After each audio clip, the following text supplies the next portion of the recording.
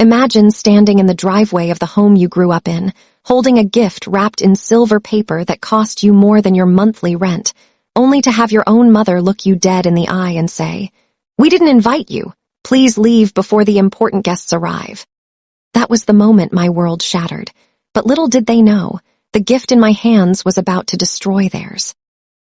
I'm sitting here now, months later, wondering if I went too far, or if I finally gave them exactly what they deserved after 25 years of being the invisible daughter. Was I wrong for turning their golden anniversary into a crime scene of family secrets? Or would you have done the same thing if you were pushed to the edge? I need you to hear the whole story before you judge me, because this wasn't just about one party. It was about a lifetime of being the backup plan in my own family. My parents, Richard and Alina, have always been obsessed with optics. To the outside world, they are the pillars of the community, the perfect couple who raised two perfect children. But the truth is, they only ever had one child in their eyes, and that was my brother, Julian. Julian is 3 years older than me, and from the day I was born, I was essentially his shadow. If Julian won a soccer trophy, we went out to a 5-star dinner. If I got straight A's, I got a "that's nice, go set the table." It was a constant cycle of being overlooked. By the time I was 20, I had realized that the only way to get their attention was to be useful, so I became the fixer. I handled their taxes, I organized their medical appointments, and I even helped Julian bail himself out of situations that would have ruined the family name, all while I worked 2 jobs to put myself through college because my parents decided Julian's entrepreneurial spirit, which is code for failing at 3 different startups, was a better investment than my education. Fast forward to this year, their 30th wedding anniversary. This was the big one. They had been talking about this party for 5 years. My mother had a vision of a black-tie gala at their estate, a celebration of 3 decades of unwavering love and family unity. For 6 months, I was the unpaid event planner. I spent my weekends scouting caterers, arguing with florists, and hand-addressing 300 invitations.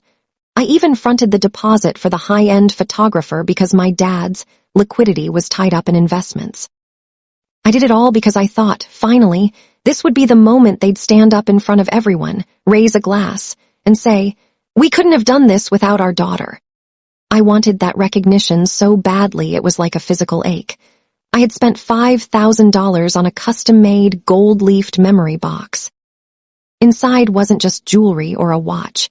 I had spent a year tracking down original documents from their past, photos from their wedding in Italy that they thought were lost, and something else, something I found while digging through an old safe deposit box my grandmother left me. It was a secret that explained why Julian was the golden child and why I was the ghost. I thought giving it to them would be a way of saying, "I know the truth, and I love you anyway." I arrived early, dressed in a floor-length emerald gown, carrying that heavy box.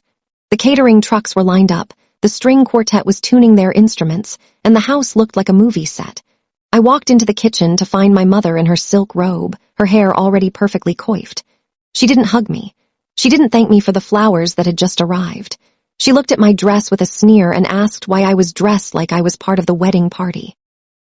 I laughed, thinking she was joking, and said I wanted to look nice for the photos. That's when the room went cold. My father walked in, looking at his watch, and told me that there had been a slight adjustment to the guest list. He said that because Julian was bringing his new fiancée, the daughter of a high-profile senator, and her entire family, the seating chart was tight. My mother then dropped the bombshell. She said, "Honey, you've done such a wonderful job helping us set this up, but we really need this night to be about the future of this family. Having a single, struggling teacher at the head table just doesn't fit the image we're projecting tonight. We didn't actually send you a formal invitation because we assumed you'd understand. We've left a nice gift basket for you in the hallway, but we think it's best if you head home before the important guests arrive." I felt like I had been slapped. I stood there, clutching the memory box, staring at the 2 people who brought me into this world, and I realized I wasn't a daughter to them. I was an employee they didn't have to pay. They didn't want me in their perfect world because I was a reminder of the mundane reality they tried so hard to hide. They wanted the senator's daughter. They didn't want the girl who actually knew them. My father even had the audacity to reach for the gift box, saying, "Is that for us? You can leave it on the table with the others." I pulled it back, my knuckles white. I looked at them, and for the first time in my life, I didn't feel sad. I felt a cold, hard rage. I realized that the secret inside this box wasn't a bridge to connect us. It was the match that would burn their fake house down. So that's the situation I was in. I had spent my life's savings and my entire heart trying to earn the love of people who viewed me as a social liability. I was standing in that kitchen with the power to ruin their perfect night or walk away quietly and continue being the invisible daughter. Before I tell you what I did when that box finally hit the table, I want you to pause and comment below. What would you have done? Would you have taken the gift basket and cried in your car, or would you have made sure they never forgot that night for as long as they lived? I decided right then and there that if I wasn't invited to the party, I was going to be the main event. I didn't yell, I didn't cry, I simply smiled, a smile that I know now must have looked terrifying, and said, "You're right, Mom, image is everything. Since I'm not an important guest, I'll just leave this here for you to open now. It's the 30th anniversary gift you deserve. Think of it as my final contribution to the family business." My dad tried to protest, saying they didn't have time, but I insisted. I told them if they didn't open it now, I'd open it in front of the senator when he arrived. That stopped them cold. They led me into the private study, away from the staff. My mother's hands were shaking with annoyance as she tore off the silver paper. She opened the heavy lid of the gold-leafed box. At first, she saw the beautiful old photos and the silk lining, and her face softened for a split second. But then, she reached the bottom layer. Underneath the sentimentality was a legal folder. Inside that folder were the original adoption papers for Julian. See, the golden child wasn't their biological son. My parents had struggled with infertility for years and had secretly adopted Julian from a distant relative who had passed away in scandal. They had spent 30 years lying to him and to the world, claiming he was the true heir to the family legacy. But that wasn't the kicker. The second document was the one that really hurt. It was my father's true financial statement from 30 years ago, showing that my mother's old money inheritance, the foundation of their entire social standing, had actually been embezzled from a trust fund meant for my grandmother's health care. I had found the paper trail. My mother's face turned a ghostly shade of gray. My father looked like he was having a heart attack. The perfect couple was built on a foundation of theft and lies. I looked at my mother and said, "I was never the invisible one, was I? I was the only one who was actually yours, and that's why you hated me. I reminded you of the truth, while Julian reminded you of the lie you preferred." My father tried to grab the papers, but I already had digital copies stored in a cloud drive set to email to the local newspaper and the senator's office if I didn't check in by midnight.